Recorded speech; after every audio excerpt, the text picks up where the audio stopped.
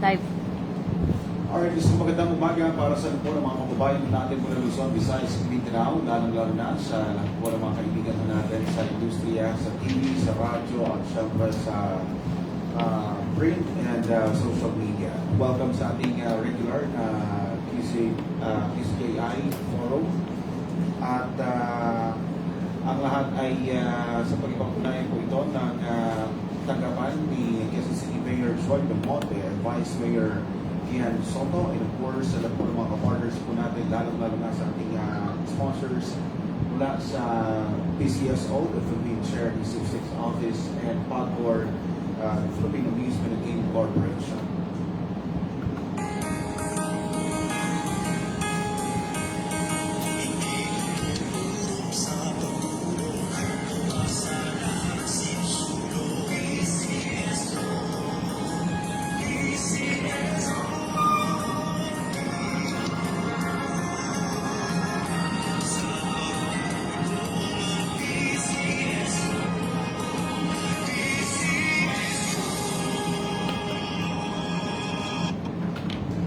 Alright, araw ngayon ng Martes, May 12, 2026 at welcome at maraming salamat po sa lahat po ng mga resource persons po natin mula dito sa local government unit ng Quezon City. Sa panguna po yan ng ating Assistant City Market Administrator, Attorney Edmundo Bacatan. Attorney, good morning, welcome po sa ating forum. Magandang umaga po sa ating lahat at salamat po sa pag-imbita sa MDAT sa forum na ito. And of course, si Sir Eduardo Baito. Sir, good morning po. Magandang umaga po sa lahat. And of course, si Sir LV Espina from MTAD as well. Good morning po. Good morning sa inyo. At syempre, para sa lahat po tipo ng mga nakatutok sa atin by live stream ng QCJI, Facebook, bukas din po ang ating forum para sa inyong mga katanungan. Ipapapatid po natin sa ating mga resource persons. Mga kaibigan, mga kapartner, syempre pinag-uusapan po yung epekto ng inflation sa ating bansa. From March, umabot po ito ng 4.1 at ngayong April, nasa 7.2% na po tayo. Medyo malaki-laki po ang usapin na ito. At pag-uusapan agad natin para sa lahat po ng mga pangunahin ng mga bilihin at vendors and sellers, pati naman yung mga consumers po natin na apektado. Unahin muna natin ang ating Assistant City Market Administrator ng Quezon City. Sir, kumusta po ang kasalukuyang sitwasyon ng presyo ng mga bilihin sa mga pamilihan dito sa Quezon City? Magandang umaga po din. Sa amin pong monitoring na ginagawa araw-araw sa ating mga palengke dito sa Quezon City, lalong-lalo na sa 8 city-owned markets na meron tayo, na meron ang pamahalaang lungsod, ang presyo po ng mga bilihin, lalo na ang gulay, ay hindi naman tumaas ng gusto. Hindi po siya naapektuhan masyado ng hindi po naapektuhan masyado ang mga presyo ng mga pangunahing bilihin sa ating palengke. Nga lang, ang naapektuhan po ay ang paghahatid o ang pagdi-deliver ng mga gulay mula sa mga sources nito sa Benguet, sa Central Luzon, sa Southern Tagalog, particularly Mindoro. So, meron kaming mga nakausap na mga farmers na ang reklamo nila ay yung madalang na biyahe ng mga trucks nung panahon na napakataas ng presyo ng diesel lalo na. So, ibig sabihin ngayon na bumababa naman na yung presyo ng gasolina, paano po ba ang flow ngayon ng delivery supply sa mga pangunahing pagkain? Sa amin pong mga nakakausap na mga farmers, meron ng mga dumadagdag na mga biyahero sa kanilang probinsya. Kamakailan nga lang po nung Huwebes o Biyernes, nag-deliver ng mga gulay, ng mga itlog at ng mga prutas ang aming mga kausap na farmers mula sa Benguet at Nueva Ecija sa aming Project 2 public market. At may pagmamalaki po namin sabihin sa ating mga tagapakinig at tagapanood na yung mga presyo o yung presyo na kanilang ibinigay sa aming mga vendors ay mas mababa kumpara sa mga presyo na mayroon sa Balintawak. Alright, last na po sa MDAT team po natin. Ano po ba yung mga napansin po ninyo na pag-aray o reklamo ng mga vendors and consumers po natin sa pag-iikot simula pa noong tumama itong global crisis natin doon sa Middle East at the same time itong pagtaas ng presyo ng gas dito sa atin? Ngayon po, alam naman natin na bunsod nung pagtaas ng paggalaw ng mga presyo ng mga gulay na yan ay dahil doon sa pagtaas ng diesel at saka gasolina. Natumas yung diesel 122.7%, yung gasolina 60%. Pero yung paggalaw naman ng mga produkto, mga bilihin natin sa mga palengke, eh, hindi naman siya ganong tumaas, nag-spike ng mataas. Meron lang mga difference na 5 piso, 10, 3 piso. Yung mga presyo ng mga pamilihin natin, mga gulay natin, mga mantika. At ngayon, dito sa monitoring namin, yung presyo sa Muñoz, as against sa presyo ng public market namin, ay nagbabari ng presyo talaga. Medyo merong 10, 5 na difference. So, pero sa tingin namin, yung aming mga namimili, hindi naman ganong hindi nila ganong ininda dahil parang naramdaman na nila natataas, niready na nila yung sarili nila para dyan. Ayun po. Alright, maraming salamat po, gentlemen. Binubuksan na natin ang question and answer portion. Of course, mag-ibig lang muna tayo sa dalawa, tapos follow-up na lang po tayo after makaikot ng mikropono po natin. Unahin muna natin si Ms. Angie Vilacruz ng Philippine Star. Good morning po, panelists, attorney. Sinasabi po nyo kanina na bumaba po ang bilang ng mga trucks na pumapasok, nagdadala ng supply sa Metro Manila, particularly sa Quezon City. Yung po ba, because of pagtaas po ng presyo ng petrolyo, naka-apekto po ba ito sa bulk, sa dami ng pumapasok na supply, particularly in Quezon City, yung pagbaba po ng bilang ng mga truck na galing sa mga probinsya? Maraming salamat po sa tanong. Tungkol doon sa pagbaba ng kung naapektuhan ba yung bulk ng produktong agrikultural na pumupunta sa QC, hindi po namin yung ganong napansin. Kasi bago po pumutok ang krisis sa Middle East, ang Quezon City Government nakipag-ugnayan po sa Department of Agriculture sa Cordillera. Meron po kaming tinatawag na Bridging Farmers to Consumers Program. No? Isa po itong programa na ipinatutupad ng MDAT, ng Quezon City Government sa patnubay po ni Mayor Joy, para dalhin yung mga produktong agrikultural sa Quezon City sa mas mababang halaga.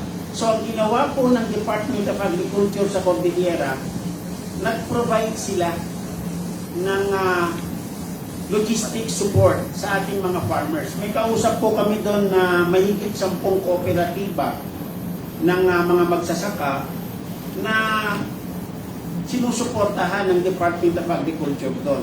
Kaya po, yung pagbaba ng mga produkto dito sa Quezon City galing sa Benguet in particular, suportado ng Department of Agriculture. Kaya po siguro, dahil doon, yung bunto, yung bulk ng agricultural products from Benguet ay hindi masyadong naapektuhan dito sa Quezon City.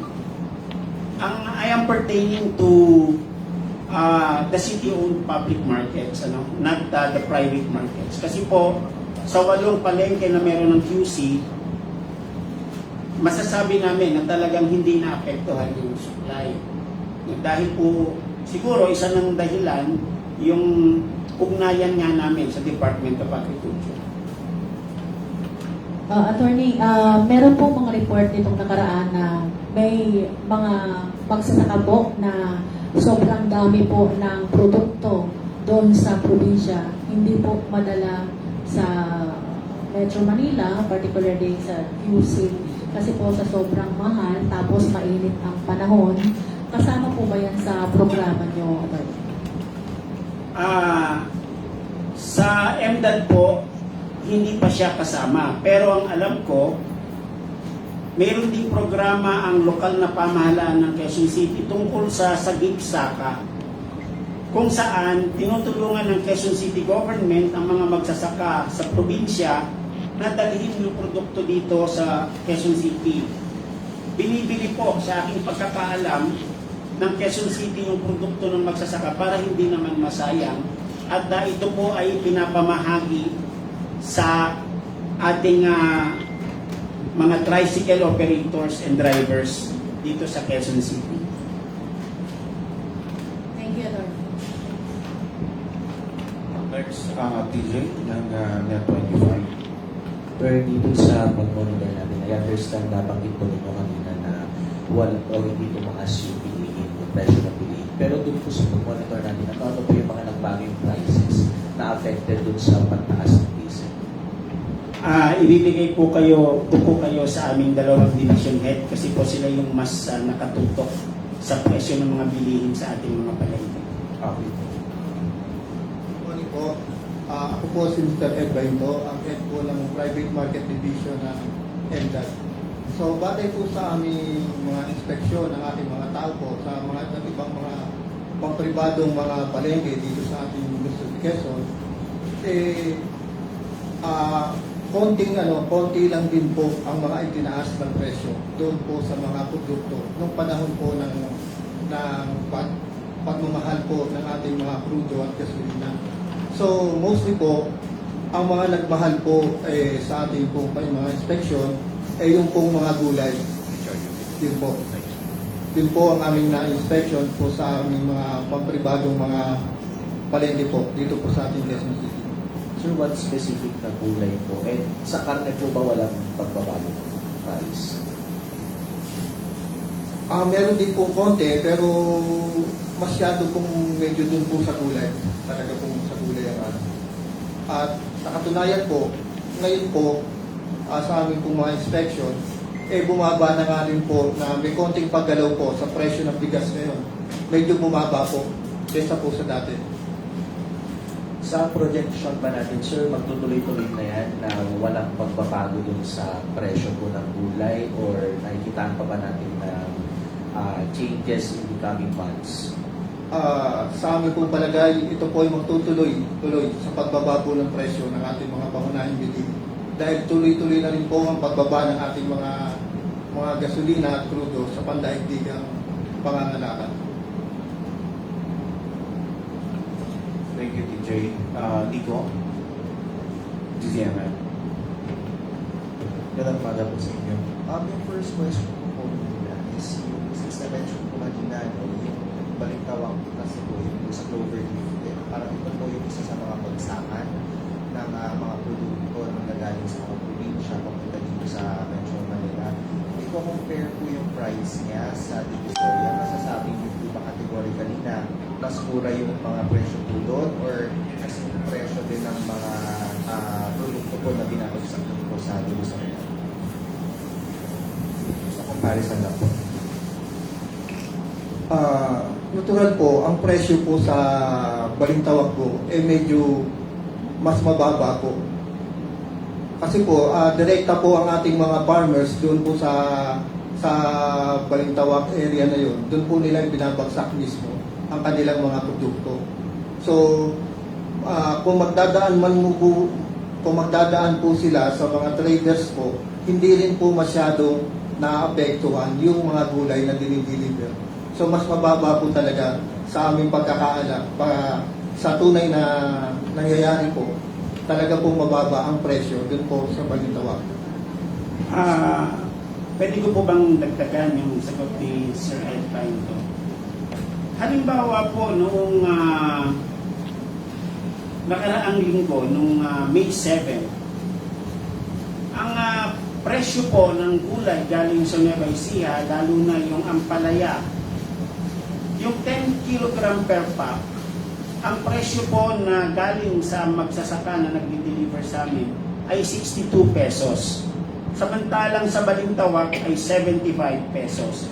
So mas mababa ng 15 pesos yung presyo na ibinagsak sa aming direkta ng magsasaka kumpara sa presyo sa Balintawak. Sunod po yung mais. Yung 10 kilo per pack ay nagkakahalaga lamang na 22 pesos doon sa mga farmers na kausap namin. Samantalang sa Balintawak ay 25 pesos.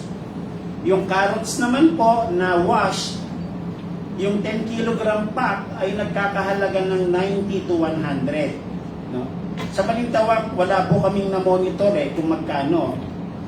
Yung pipino, 30 pesos lang ang bigay sa amin ng mga magsasaka, samantalang sa Balintawak ay 65 pesos yung 10 kg per pack.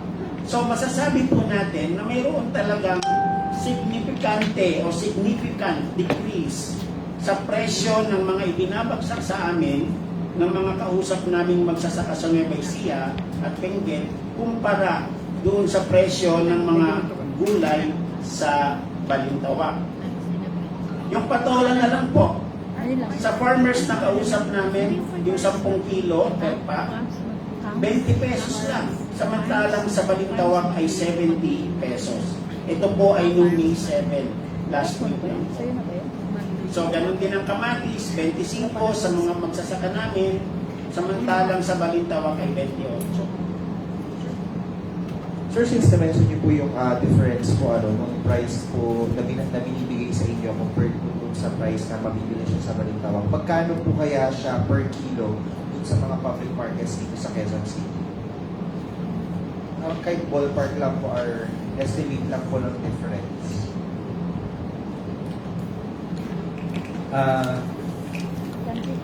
Kasi po dito sa amin, per kilo, nagre-range siya ng, halimbawa po yung onion natin sa Muñoz Market. Pagdating po sa public market namin sa MRP, 110. So, medyo tumataas lang ng konti doon sa mga public market natin. Sa Muñoz natin, medyo mura siya. Nasa 70 siya. Yun po sa ngayon yung presyuhan natin sa sa mga palengke. Last na lang po so far from me, bakit po kaya magkakaiba yung per public market? Like from kung sa Murphy po 110, sa Muñoz po 70 lang. Bakit kaya may ganun discrepancy? Si Muñoz po kasi medyo malapit siya sa Balintawak. Oo. Yung aming Morphe medyo malayo.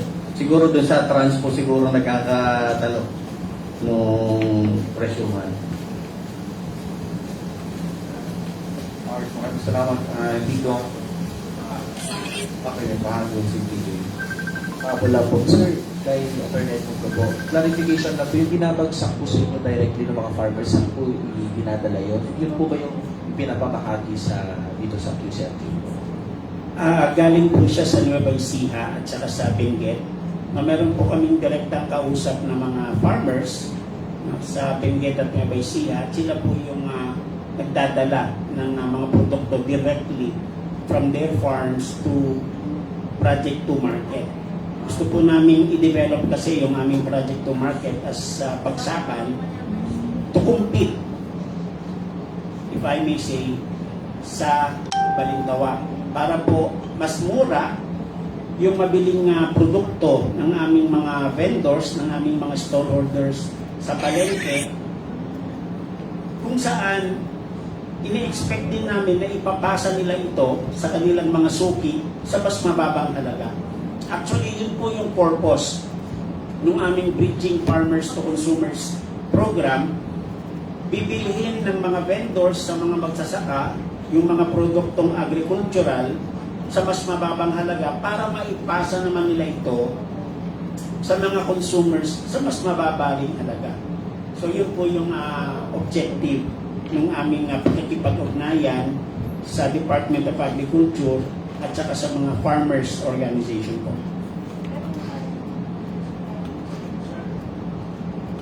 Sir, magkakaroon po ng price cap. Hinihintay na lang po yung executive order from Malacanang.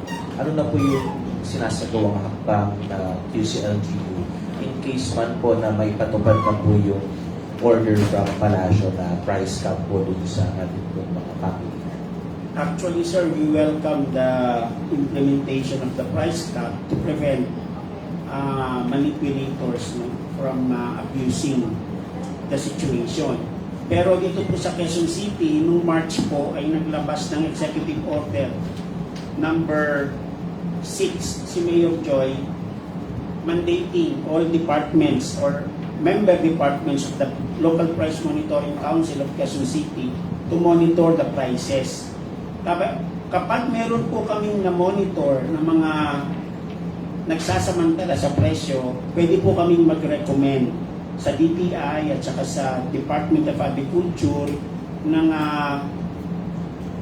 pagsasampa ng reklamo laban sa mga nagmamanipula ng presyo. Thank you, sir. Alright, maraming salamat TJ. And of course, syempre, welcome din natin ang isa sa mga panelists natin. Kaibigan na rin ng grupo, of course, the professor and economist himself, Professor Astro Del Castillo. Sir, good morning and welcome, Ramabol. Morning, everyone. Sorry for being late from another interview. Yeah, okay. Sige, so binubuksan ulit natin ang ating Q&A portion. Mary Bastasa ng Radyo Pilipinas. Good morning po. Kay Attorney Bacadan. Attorney, you've mentioned may bridging kayo, no?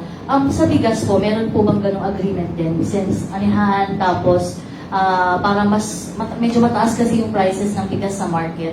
Meron din bang agreement na bukod sa mga gulay, kasama na rin yung bigas sa ibabagsak na mas mura sa mga trader dito para mas mura rin po bibilhin?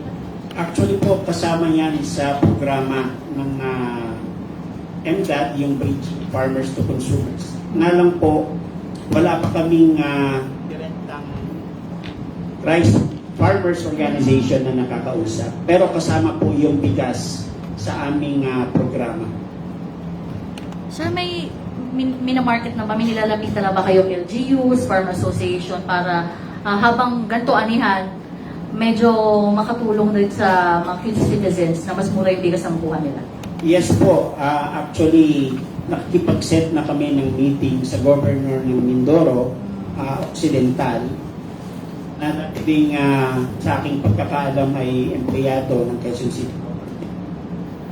Para po direktang mag-supply ang Mindoro ng mga produktong agrikultural dito sa Quezon City. Gayon din po, kausap na rin po namin direkta yung dating mayor ng Kalintaan, Mindoro, kung saan meron naman silang mga producer ng sibuyas at bawang. So gusto namin direktang mag-supply ang mga magsasaka ng Mindoro sa aming mga palengke dito sa QC para po mas mura yung presyo ng mga bilihin.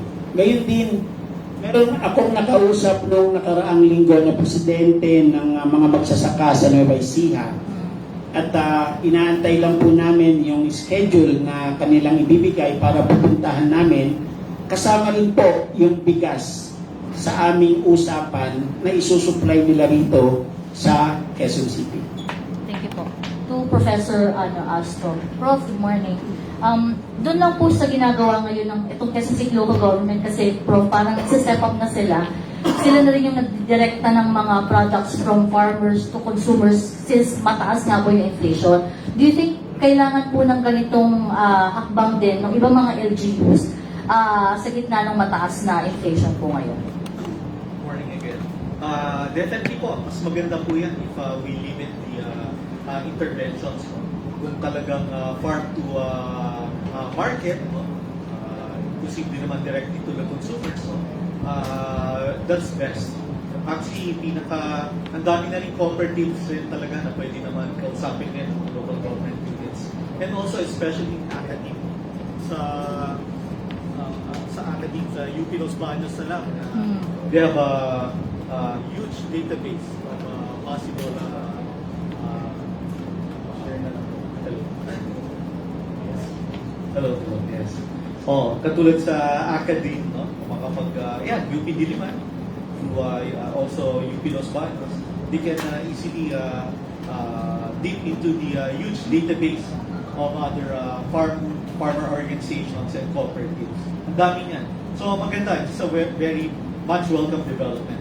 Sana present rin ang Department of Agriculture, no? Since they're really the authority also in terms of production. And Prof, halfway na po ng May ngayon, 7.2 Prof yung inflation natin noong April. Sa galaw Prof ng sa mga estimates po ninyo, ano po sa tingin niyo yung magiging aasahan natin for May na inflation po? Yes, well, hopefully it will not be as fast as the 7.2. Talaga yun, nag-spike up.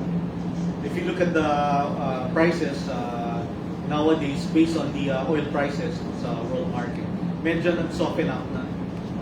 Nag-$115, pero ngayon halos nasa $100, nasa $90 na lang to barrel. And if you look at the prices ng initial first 2 weeks, talagang ang laki ng taas every week for almost a month. No? Taas siya ng taas, especially sa diesel. Yung talagang ginagamit ng karamihan. Producers, farmers. Hopefully for now it will be softer, but definitely it will be higher. Meaning year on year mukhang talagang hindi na mag-hover around 2 to 4%. Yun ang expectations ng government and other agencies. Tingin natin sa private sector, it will be beyond that. So, but hopefully the 7.2 will be part of history. Prof, yung sinasabi niyo, hopefully 7.2 yun ang peak natin for this year? Or medyo volatile talaga? Kasi volatile pa rin. No? Ang hirap natin masabi kung tuloy pa rin ang gera, tuloy pa rin yung mga atake sa Iran, no? Kung hindi pa rin ma-put into question pa rin yung supply ng langis, then there will really be a threat to the not only oil prices, but overall yung mga basic goods and services, including transportation na mataas talaga ng inflation, then food also. Thank you, Prof. Okay. Jenny? Hey, Prof. Ano po kaya yung pinakamalaking dahilan bukod dun sa giyera sa Middle East, yung pinaka-dahilan ng pagtaas ng inflation kaya naapektuhan yung global price ng langis at the same time sa pangunahing bilihin? Well, mainly external, no? Ang pinakamalaking contribution. Definitely yung gera. Yung gera dahil sa langis, sa uncertainty doon sa gera, at yung epekto doon sa supply ng langis. Pag alam naman natin, apektado ang supply ng langis, tataas ang presyo kasi supply and demand. Pag tumaas ang presyo ng langis, ang domino effect niyan sa lahat ng mga produkto at serbisyo.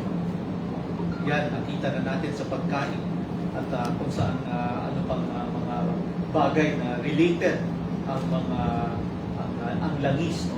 Even yung cost ng fertilizer, cost of input sa agri are affected. No?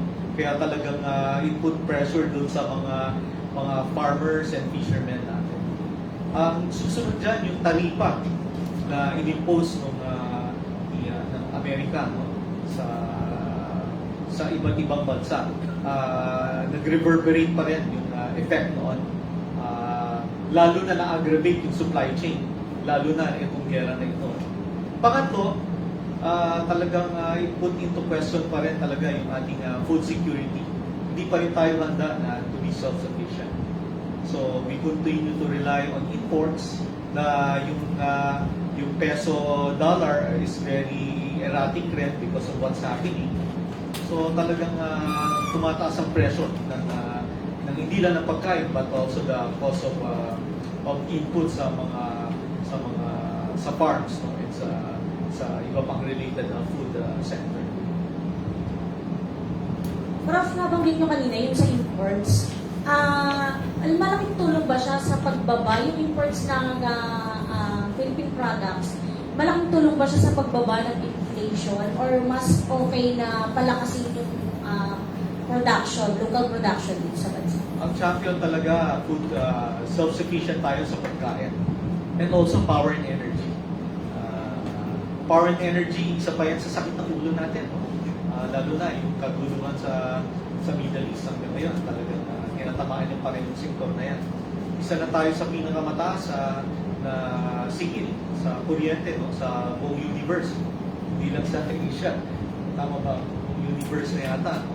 So talagang it's really a problem. We need to be self-sufficient in both sectors. Sa industry, sa site. Login.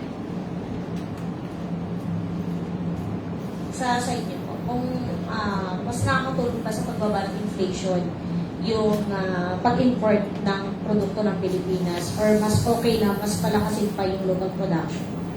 Para sa akin, mas maganda kung malakas ang ating local production. Kasi una, hindi na tayo magbabayad ng dolyar sa mga produktong binibili natin abroad, kundi magagamit natin ito sa iba pang mga programa at proyekto na makakatulong sa ating mga magsasaka, lalo na palakasin at kumbaga paramihin yung produksyon. No? Bukod doon, kung malakas at mataas ang production ng pagkain dito sa ating bansa, magkikreate ito ng mga karugtong na mga industriya. For example, yung kamatis, kapag marami ang produksyon ng kamatis, hindi mo dapat itapon yan. I-convert mo yan into tomato paste or tomato sauce. Diba? Ngayon, anong kakailangan nito? Lata or tin cans. Di meron din mga industriyang bubuksan yung preservative sa mga chemicals para i-preserve yung ating mga agricultural produce. So para sa akin, to reduce inflation, hindi po ako ekonomista, ako po ay isang abogado, sa aking palagay, mas maganda kung malakas at mataas ang ating produksyon kasi makakatulong ito sa ating mga kababayan na magkaroon ng trabaho at magkaroon ng kapasidad na bumili ng mga produktong kakailanganin nila o kailangan nila sa pang-araw-araw na pamumuhay nila. Salamat po. Dali, dagdag ko lang, no? Okay. Dali, dagdag ko lang. Basically, yung importation kasi talagang it helps stabilizes yung food prices. Pero it's really bad for the long run. No? Kasi hindi tayo magiging self-sufficient sa pagkain. Which yun nga concern po namin. Mas ekonomista pa si attorney kaysa sa akin. Kaya dinadagdag ko itong... pero tama naman yung sinabi niya. No? Kung ako ay siguro ay gobyerno, dahil natatakot ako na tumaas inflation, it will be bad for me politically. Kaya talaga mag-i-import ako. Pero again, for the long run, hindi talaga maganda. So, dapat talaga focus ang government na palakasin ang self-sufficiency, food self-sufficiency natin. Naintindihan natin nag-i-import sila, for now, ina-allow. Pero sana hindi ito long-term solution. No? Yung mga sinabi ni attorney kanina, yung food paste, may i-relate ko lang to sa technology na in-introduce noon pa, 70s, 80s pa, sa UP Los Baños, yung mga dried fruits, no? Pag nagiging nasa-spoil na yung fruits, convert into candies. Alam mo, sino gumawa? Dito lang sila nag-aral. Yung mga taga-Thailand. Yung Thai, kinonvert nila yun. Wala silang wastage. Na-convert nila into something else. Into candies and whatever. No? And yet, tayo yung nag-introduce ko. So, I do hope government and LGUs will definitely help. Will take the initiative to change the momentum in our favor to maximize those resources, including the wastage. Thank you. Saan ba ito? May karagdagan po ba kayo? sa MDAL po?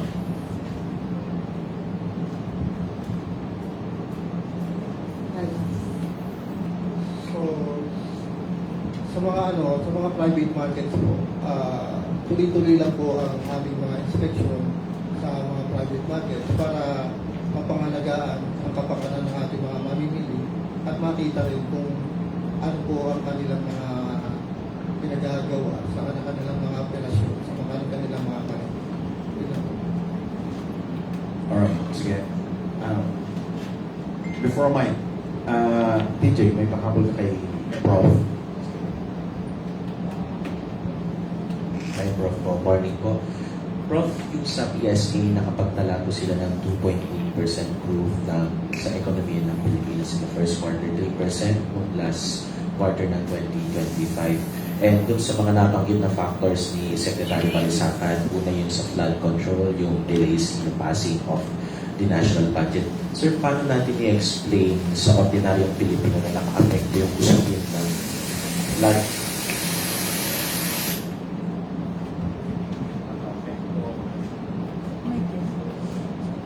Na naka-apekto po sa usapin na flood control po sa ekonomiya ng Pilipinas. So, paano natin siya explain sa mga Alright.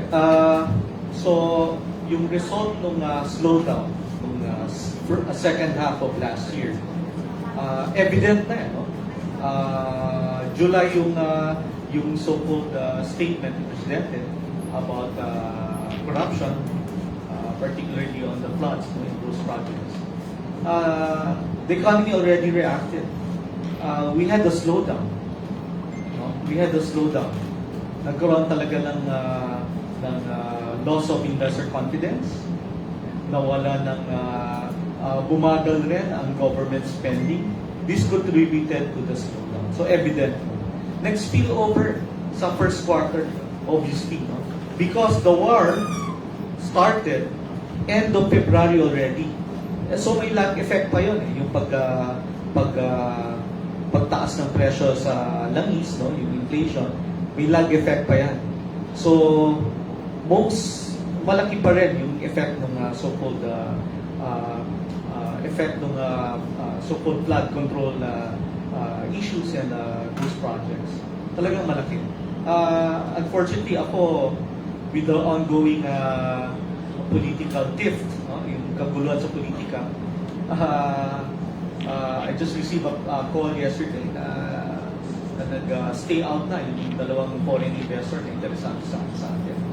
Why? Because nakita na nila na mukhang until 2028 na itong issue na ito. They cannot wait for their money to be wasted here, city town. Lalo na, ang tagal ng isang reason nila is the so-called ease of doing business. Masyadong matagal yung approval process, no? Yung mga permits. Until now, naka 4-day work week tayo. No? Hindi ba dapat i-lift na yan? Government, sabi ko, nung huli tayo nakita, government is nasa frontline yan. Yan dapat ang hindi nagbabakasyon sa isang krisis. Mas lalong silang kailangan mapabilis ang approval process. Ito na yung nakita natin. Hinaluan pa ng politiko. No? Hindi natin sinasabi na we are against any form of political process including impeachment. Pero ang sinasabi lang ng mga businesses, lalo ng mga investor, no? Focus on the economy. My God, nasa crisis na tayo. Nakita niyo na ba nangyari for the last 2 months compared to our ASEAN neighbors? What they did? Anong ginawa ng mga lawmakers sila? Sorry po. Compare nyo. Ang dami nila nagawa. Tayo nasa crisis planning pa rin. Crisis management pa rin. Samantalang sila structural implementation na. No? Nanggaling na sa LGU yung mga ibang initiatives. Which natutuwa naman tayo. So, hopefully inflation will continue to be higher. But sana hindi na mag-spike up dramatically. So, yun po ang tingin natin for the next quarter. It will be much difficult. It will be much, except if government will continue to spend. No? Sana magkaroon na mag-boost yung government spending for the second quarter. Hopefully, it will soften the impact sa pag-slow down sa economy. So, worst case scenario po, if magtutuloy-tuloy, Alin? Yung, Worst case scenario po, if magtutuloy-tuloy yung ganitong usapin sa politics natin, ano po yung nakikita natin sa mga investors? Ano yung mga sinasabi ng mga investors na po? definitely foreign investors will continue to shy away. We saw that last year already. We lost how many potential investors. And we've been talking to a lot. No? Nung nakita rin nila yung budget, kasi pinabasa rin nila lahat yung mga moves natin. Aside from yung reklamo nila na stop doing business, pangalawang reklamo nila, sige, mag-invest na rin kami kahit mataas ang presyo ng kuryente sa inyo kasi magaling kayong workers. Nahaluan ng politika. Nahaluan na nakafocus sa politics rather than economics. Di ba? Meron na ba tayong maayos na sistema once natamaan na naman tayo ng El Nino, na isa na namang crisis? A crisis staring at our faces. I'm sure the local government units are ready, more or less. But is national government ready already? Baka planning stage na naman yan. We should already be having an institution, an agency or a system, just like the other countries, no? Na every time na may crisis, hindi na kailangan na mag-knee-jerk reaction. No? Meron na silang sistema in place para may whole-of-nation approach. Look at Singapore. Look at the other ASEAN neighbors. Tama yung ginawa, yung nangyari ito sa ASEAN last week. No? Na magkaisa sa pagkain, sa power and energy. Pero we have yet to get our act together. No? So sana lang po, mabago na yung sitwasyon po. Pag hindi, it will get worse before it gets better. So we should really get our act together. Sana kailangan talaga ang first step is planning. Pero hanggang ngayon ba, planning pa rin? Yung nasa dyaryo yata ngayon, lalo na sa food security, planning pa rin. No? So, kami sa local business, we will continue to survive. Kasi dito kami nakataya. Pero foreign direct investments, it will be difficult to hold them. Nasa na yung first 3 years nung lumabas ang presidente to attract investments? Andiyan na ba yung Nike? Andiyan na ba yung Intel? Andiyan na ba yung mga ibang manufacturers na magsiset up dito?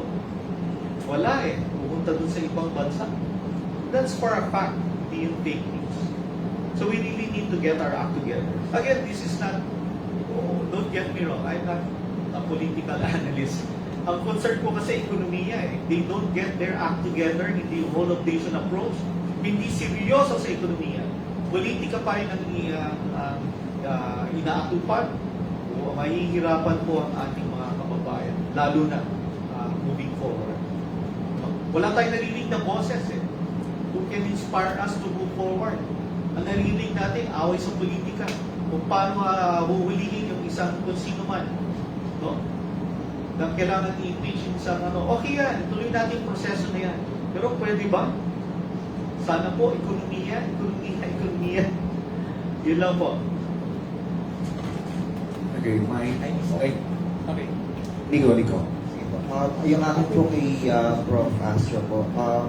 Prof, I have 3 questions regarding po yung una po regarding dito sa GDP nga po natin. Kasi 2.8% yung naitala po for the first quarter of this year. And then, ito po ay mababa doon sa 5 to 6% na target ng government. And sinabi ni Secretary Balisacan that they are planning to adjust this with the DBCC. Yes po. What do you think is the acceptable target after we failed miserably dito sa 5 to 6% po na target nila for this year? So, definitely all of us were adjusting our projections for the year. It will be much lower than the so-called expected government. For now, government target, they're revising now, no, from 6 to 7%. Now they're down to 5 to 6% pa rin if the data of my staff is correct for 2026. But the other economists, yung mga kasamahan natin, much lower. Most are projecting around andun pa rin sa sa 2 to 4%, parang inflation projection. Yung ADB nag-forecast ng 4.4%, IMF 4.1%, ibang pribadong sektor na ekonomista ay much lower than 4% for the year. So, ayun. So, we're hoping that saan nanggagaling yung enerhiya ng ekonomiya kahit bumabagal?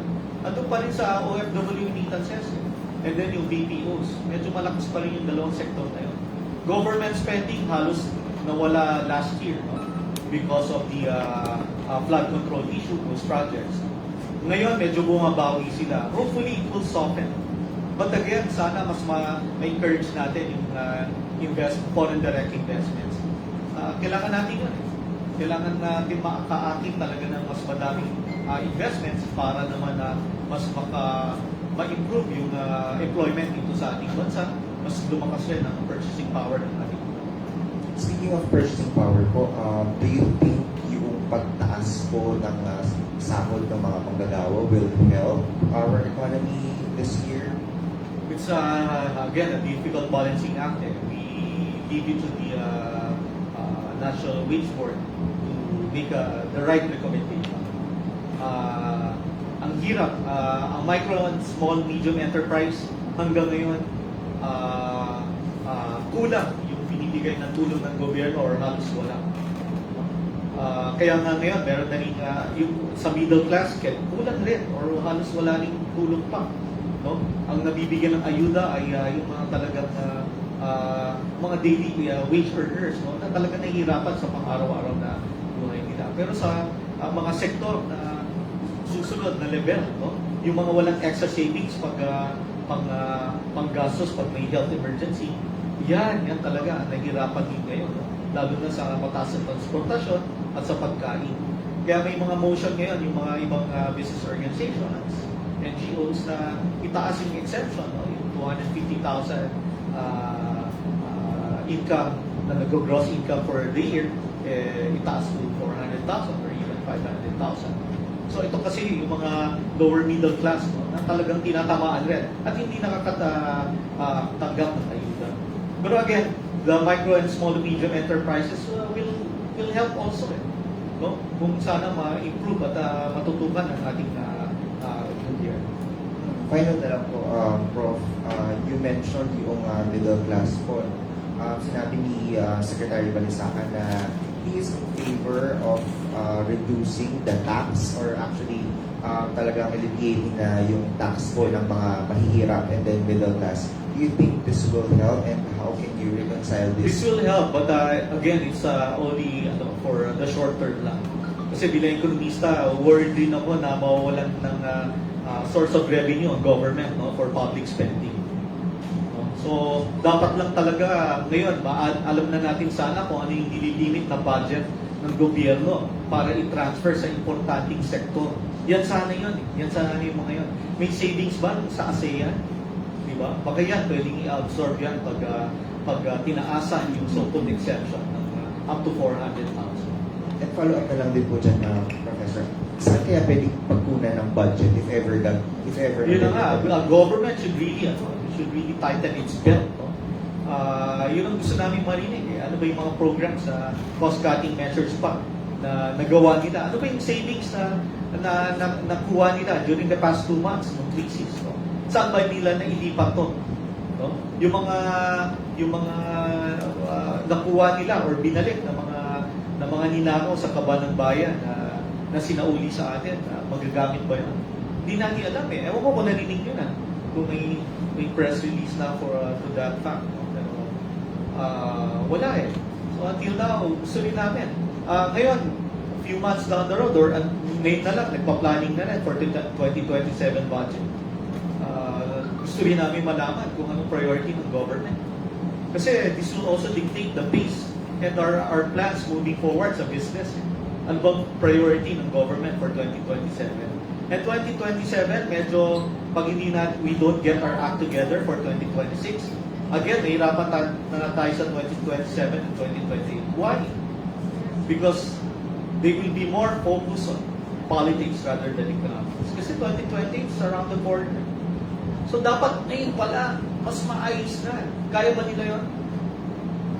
Sabi nga ni the former President Ramos, kaya yan. Pero yung nasabi niya, tanong natin din sa administrasyon na to, kaya pa. Kaya sana. Kasi bilang ekonomista, yan na talaga po ang kailangan eh. Dito na kami kasi, pag nag-analyze kami, meron kami best case scenario and may base case scenario.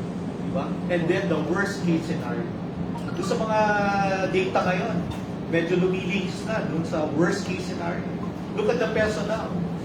Andun na siya sa may papuntang worst case scenario namin. Nasa 61.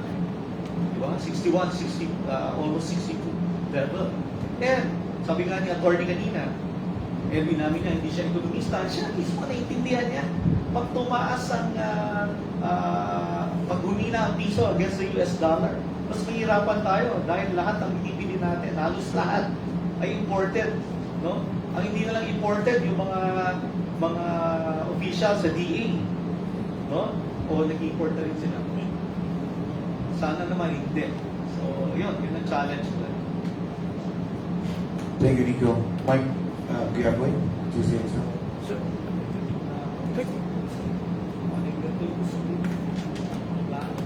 Good morning, teacher, professor. Yes. Kindly expound more doon sa sinasabi niyo na may mga umatras na ng mga foreign investors. Ano itong mga foreign investors nito at how many of them? Sabi niyo dalawa. Hindi, ako lang naman. Kaya nga ako napuyat eh. Kasi kinausap rin natin, iba kasi time zone. Sorry, I don't have the liberty to expound on that kasi may non-disclosure agreement kami. But, pero meron. Anong industriya po ito? Hindi ko rin mabanggit na eh. No? Definitely malaking tulong doon sa mga sektor na kailangan ng ating ekonomiya. Pagpilian nyo na lang dyan ng food, power and energy, finance sector, yan. Diyan sila involved. No? Naka-invest na sila actually, may exposure na dito. But hindi na sila mag-all out because of what's happening. No? Sabi ko nga, the reason is number one is the ease of doing business. Second would be the ongoing political circles for them. They thought all the while matatapos this year. Nag-start yun last year.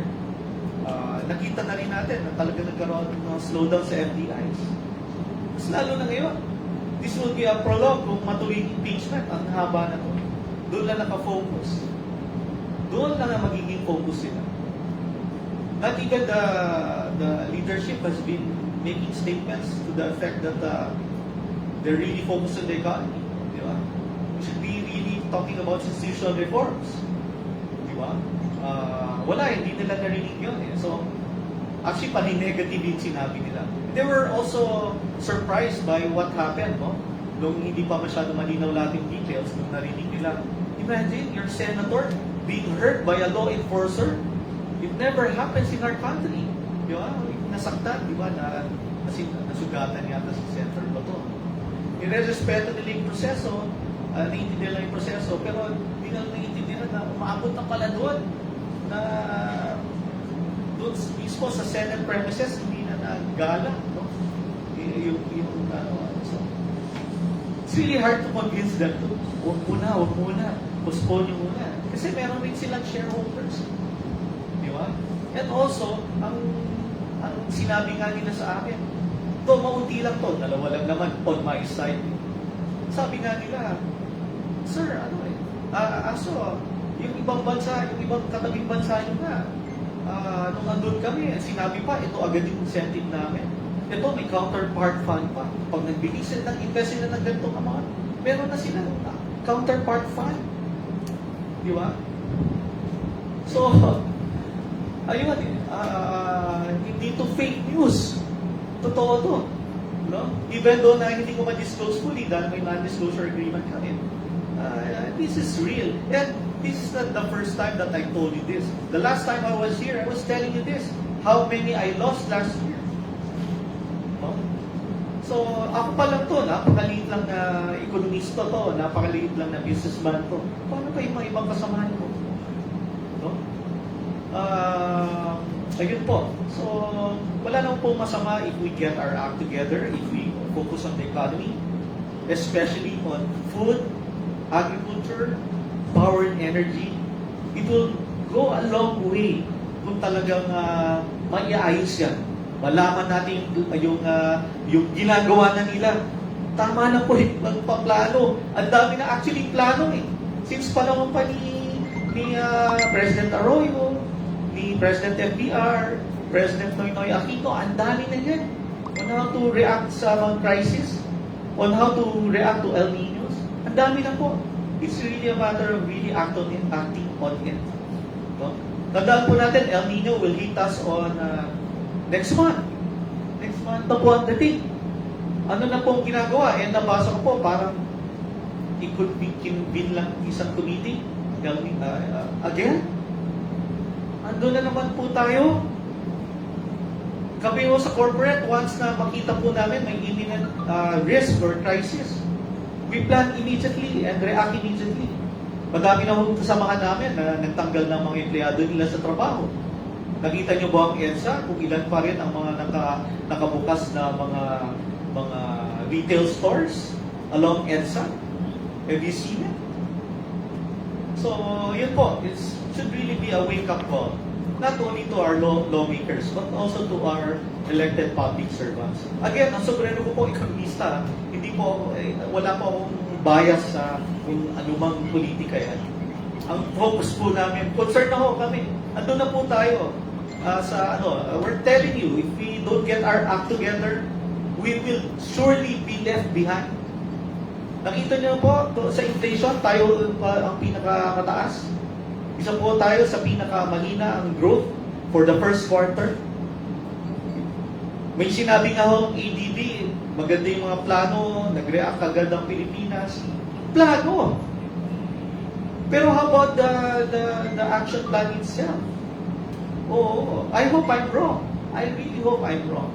Kasi if I'm wrong, ibig sabihin, the economy will move forward. But for this year, I don't think so. I don't think so.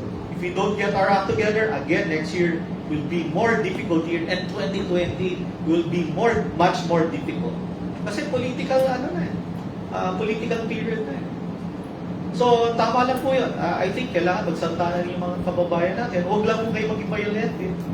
Huwag po natin gayahin yung mga mainitang ulo sa Senado yesterday.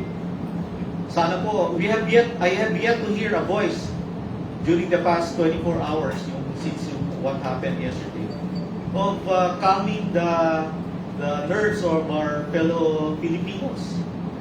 Lahat may itang ulo. Lahat medyo negative vibes. So, ayun po. Okay. Miss Baby ng Amado. Filipino Mirror po. Okay, thank you. Okay. Good morning po. I'm Baby Makabuan Jersey of Filipino Mirror. Kahit sino po so pwede sagot sa inyo specifically, Prof. Okay. So, balik kanina po you mentioned that even government has reduced its spending. So, I would like to know in particular what particular aspects of government spending yung lessen and what's the implication of this when it comes to economy. And then next is, do you have, as a group, if you have a group of economists who would like to make all these recommendations to the government, as you see it, that will be good for the economy, as you mentioned, all the specific details just right now? Yes, thank you for the question. Number one, government admitted it, no? That last year they were not able to really maximize yung spending nila because yun nga, of the ongoing investigations and scandal. No? Madaming takot pumirma, hindi natutuloy yung mga bidding. No? Government mentioned this. And then for this year naman, the delayed passage of the budget was also a culprit. So, but ngayon, sinasabi ni Secretary Balisacan is they've ramped up spending. So ano yung mga naapektuhan na hindi paggastos ng gobyerno since last year? Or mostly, ang alam natin is infra. No? Mostly on infra. So, hopefully now, talagang sana, talagang they're leveling up, not because of the ayuda spending, but more of sana mga structural spending talaga na kailangan, which is infra. No? Infra. And sana yung digitalization, infra ng digitalization, maayos na rin para mas madali na yung pagbigay ng ayuda, mas mabilis na yung masolve yung ease of doing business talaga, no?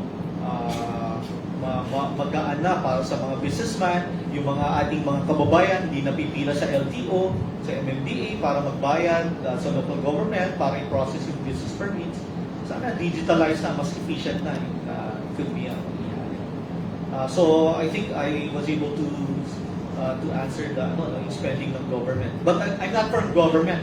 I'm just re-echoing what they've discussed. Again, sa ekonomiya kasi, nagpapaikot sa atin talaga ng malakas ay yung remittance. Alam mo, yung papasok ng pera ng OFWs para ipadala sa pamilya nila ay nakakatulong sa ekonomiya. Dolyares to. Pagdating dito, dahil dolyares yan, madaming piso ang kapalit nun. So yung piso na yon ginagastos ng pamilya para sa transportasyon, sa pagkain, sa edukasyon, sa health. Yan, iikot ang ating ekonomiya. Pangalawa, nagpapalakas yung BPO industry, services sector natin. No? Yung mga, dahil madaming backroom operations dito, ng mga dayuhan, namumuhunan, dito sila nag-i-invest, nagpapasok sila ng dolyares. No? So, magaling ating magkababayan, kaya gusto nila. So, ngayon, it will change, no? Because of AI. Baka mawalan ng, but that's another discussion. Yung pangatlo, government spending. Kaya maganda ang progreso ng ekonomiya during the past few years, no? Pero dahil nga medyo humina, ayan, naramdaman natin ang paghina last year and then this first quarter. Ano yung pangalawang tanong mo? Sorry, I forgot. If you have yung recommendations. Opo. wherein you can make all these recommendations to help us. Opo. Actually po, yung sa recommendation po, una, i-relate natin sa crisis. Sana mo talaga maayos na yung kanilang, meron ng time sistema every time may crisis. No? Hindi lang dapat naka-focus sa natural disaster. I think nabanggit namin to sa inyo na yung NDRRMC sana palakasin pa. Naka-focus hindi lang sa natural disaster but also man-made. No? Man-made. No? Yung mga man-made disasters. Sana mabilis na para hindi na kailangan pag-isipan pa. No? Alam na nila, may template na on how to focus on that. And then second and third, may crisis man o wala, kailangan nakafocus talaga sa palakasin ng ating food security, no? Ang agriculture, and then power and energy, para mas makaakit tayo ng investments dito sa ating bansa. Bakit wala masyadong manufacturing? Kasi problema ka na nga sa ease of doing business, hindi pa rin maayos. Pangalawa ay mahal pa rin ang power and energy. Yun ang nakikita natin na sinasabi rin ng kalimitan ng mga business organizations at pinopose naman nung mga nakaraang taon, nakaraang buwan. No? So, hindi na bago to. Hindi na po bago to. So, yun lang po nakikita natin. And again, lastly, I'm sure 100% will re-echo what I've been saying. Please, unahin nila ekonomiya rather than politika. Ituloy nila yung politika nila, pero priority at 90% of their commitment and action talaga is economy, 10% na lang yung politika. Can I have one last question po? Okay. Bali, bukod po doon sa ease of doing business, there are major setbacks sa mga policies that I think if, for example, you have a chance to talk to the government, there are some things like yung sa Dole, di ba, nag-pull out sila from the Philippines because of some policies like yung land reform, dahil nga na-reduce yung large tracts of lands nila wherein they cannot conduct their activities sa plantation. Are there any recommendations that you can make sa government which will favor the foreign investors? Well, entice them? ito, dala ko na nga yung report ko pero hindi ko pa tapos ko at draft lang ko. Sabi ko nga doon sa conclusion ko, it's from triple crisis to resilience architecture. Tatlong crisis yung inaharap natin eh. Yung crisis nga doon sa politika, Middle East mo, and then itong El Nino mo. No? Yung Middle East kasama na doon pating political crisis na nakita natin naapektuhan ng ekonomiya. So kasama na doon yung so-called yung consequential economic reaction. No? So yung highest priority na tingin natin across all pillars would be infrastructure and fast track yung public construction, no? I-resume yun. Very important siya sa ekonomiya. Then, El Nino agricultural preparedness, dapat handa na tayo, i-implement na sana ng mga programa, no? On how to shelter us, shield us, and support us, no? Especially the farmers who will be affected. Tubig will be a precious commodity.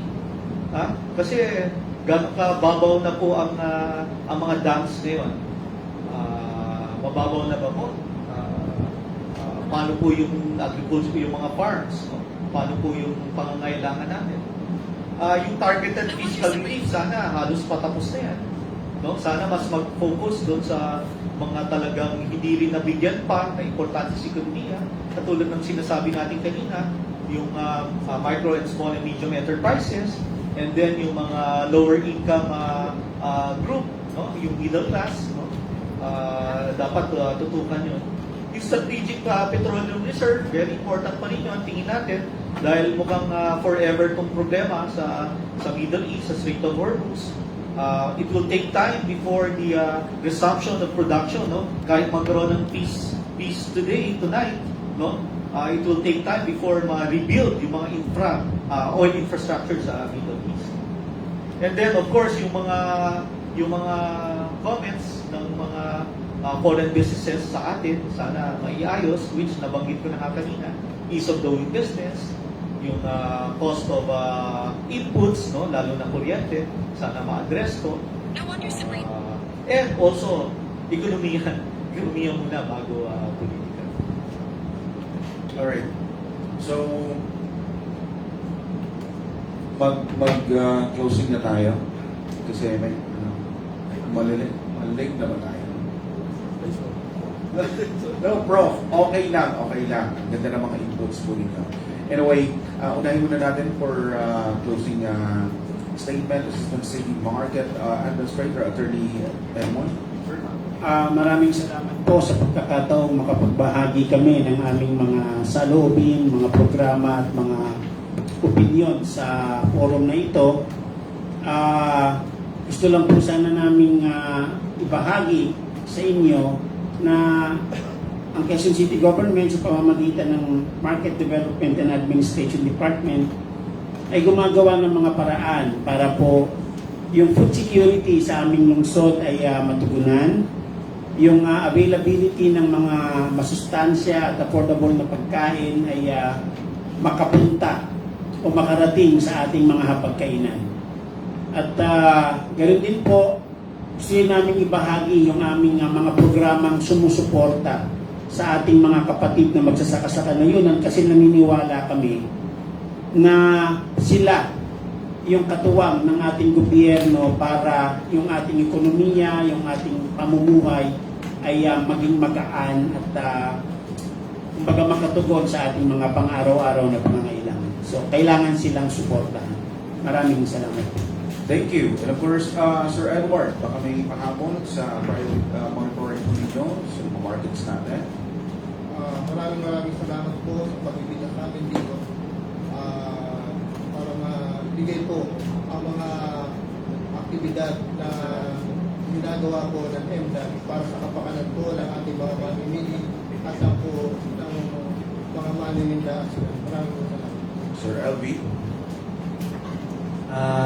Maraming salamat po sa pag-imbita po ninyo sa amin para makapagbigay kami ng inputs regarding po dito sa ating price monitoring, ang Quezon City po ay tuloy-tuloy lang po sa mga programa na inisyatiba katulad ng mga nabanggit po kanina ni Attorney Edmond, yung Farm to QC, at meron din po kami mga programa sa MDAD na bukod sa pagtulong sa farmers, yung meron naman kaming programa na ginagawa para din matulungan yung mga maninindra. Thank you po. Alright. Prof, short closing insights. Emphasize in short. Number one, maraming salamat din po sa kasamahan ko dito sa panel. Natutuwa po ako, napaka-aktibo ng local government ng Quezon City para makatulong sa kanilang constituents.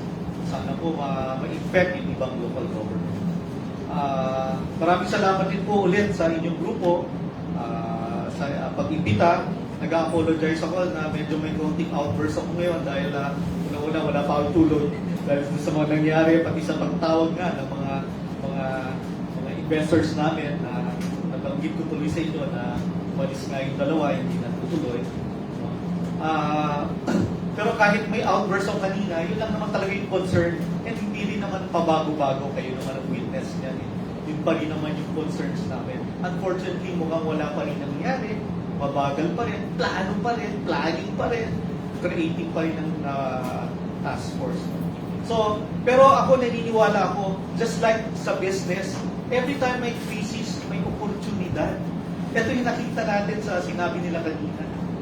Nung nakita na may crisis, kumuha yung oportunidad. Sabi nga ni attorney, gusto nila yung farmers, diretso na sa market ng Quezon City. Sa public market. Maganda. Maganda. Actually, matagal nang pinag-usapan yan. Pero ngayon, gusto na nila maging reality. Yun ang kailangan gawin ng national government and other local government to turn this crisis into some permanent solution in solving our problem in food security, in agriculture, and power and energy. It's not too late. Yun lang. Sana talagang, again, ang kulit ko, no, unahin po ang ekonomiya rather than. Salamat po. Mabuhay kayo. Maraming salamat, Raksado, sir. At syempre, maraming salamat sa lahat po ng mga kasama natin sa industriya, sa TVs, radio, print, and of course sa social media. Muli ito po ang lingkod po po SMA News. And of course, papasalamat tayo sa PCSO and PAGCOR, the Philippine News and Daily Corporation.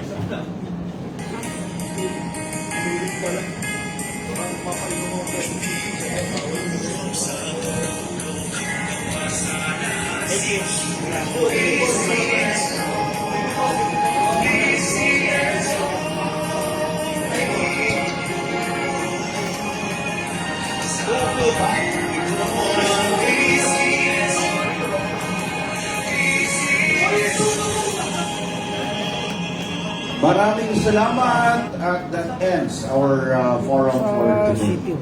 Ingat lahat. Okay, picture tayo. Hindi, dito sa may, sa may, Ito naman tayo mga kapatid. sa legislative The building. entrance Antayin mo na lang ako dyan. wall, after the forum. Hoy, walang sumayan. Hindi,